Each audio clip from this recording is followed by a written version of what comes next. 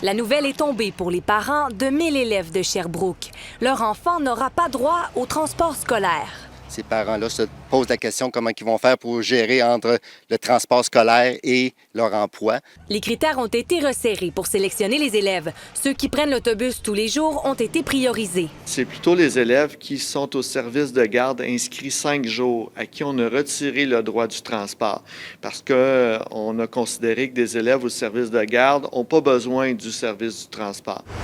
C'est qu'avec les nouvelles mesures sanitaires, dont la réduction de la capacité dans les autobus, les autorités scolaires ne peuvent répondre à toute la demande.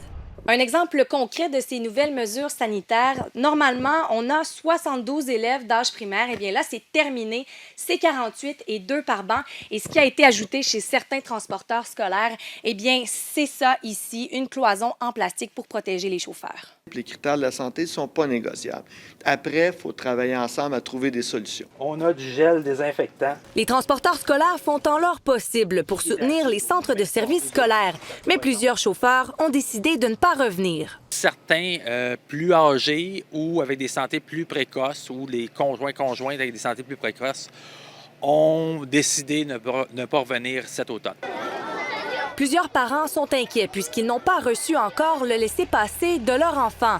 Le CSSRS assure que c'est tout à fait normal. Aucun laissez-passer n'a été émis parce qu'on ne veut pas faire, défaire, refaire avec les parents. La situation évolue rapidement. Dès les premiers jours de la rentrée, le CSSRS promet de s'ajuster convenablement. Ève Beauregard, TVA Nouvelles, Sherbrooke.